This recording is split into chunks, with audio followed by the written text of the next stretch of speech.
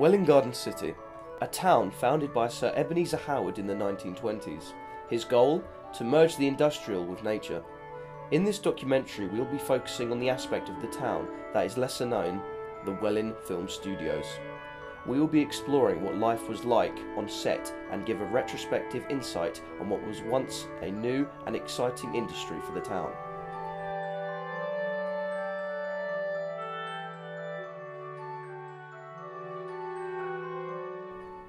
We asked people around Welwyn Town Centre if they knew there ever was a film studio in the area. I didn't actually. No. No. No. Yes, I did know there was a film studio. Many years ago, though, it was. No, I didn't know.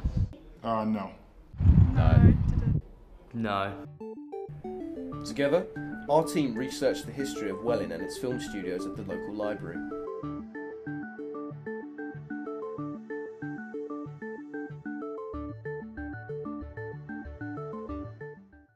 Welwyn Film Studios was built in 1928 and home to over 70 films, including Bon Voyage, Brighton Rock and Cairo Road.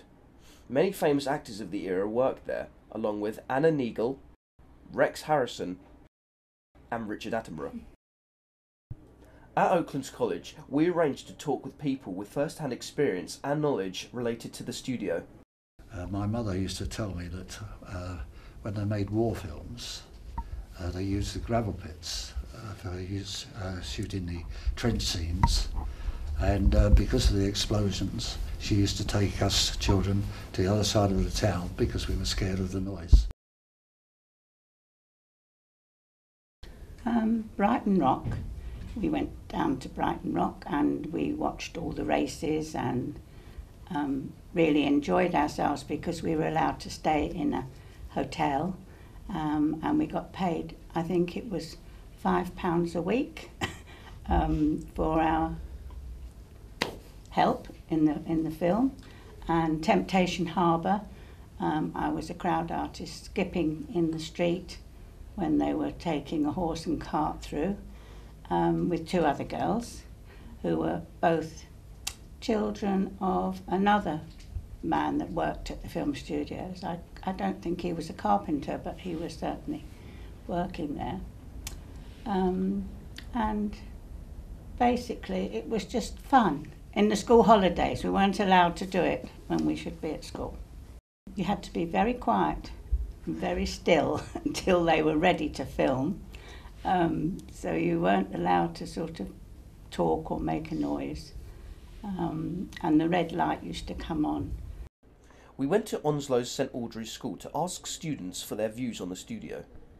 The Welwyn Garden City Heritage Trust came to us and asked if we wanted to help them out with their project, as we had recently already done our own heritage project about Hatfield. And we all find heritage really interesting, so we all kind of wanted to go ahead with it.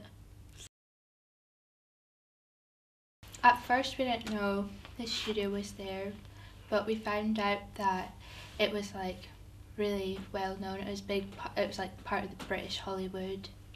And there was like we found out many famous directors' works there, including like Alfred Hitchcock, who filmed many famous films of the time there, including stuff like The 39 Steps, which was a well-known film back then. And it's just, yeah, it's just sad it's not as well known anymore.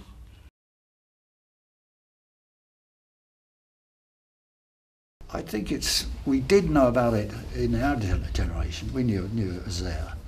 We knew that when films were being made, you know, people in fancy dress would be turning up at the British restaurant in the town for a meal or something like that. So we knew what was going on, but I think it's just the modern generation don't know about it. I think media has a big part to play that we didn't know about it because history is like not as important anymore as it was back then. Like even my family didn't know about it, so it should be passed down more, I think, 'cause like not many people did know about it when we were talking about it.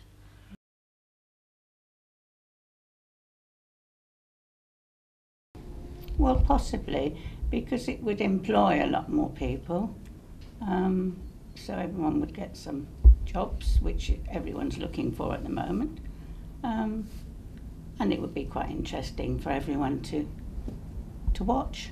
We've learned a lot about like how it's changed. Like back then, it was a lot more people were involved. It was more hands-on and everything. We also found out that like in the war, it was like one of the only film studios that was still filming and wasn't taken over by the military. Over time, the studio's facilities became dated and commercially pressured, eventually forced to be sold by a tobacco company, Ardith, in the late 1950s. It has since been knocked down and bought by Tesco's. An empty plot of land served as a stark contrasts the only reminder of what was once described by the local newspaper as being a little Hollywood.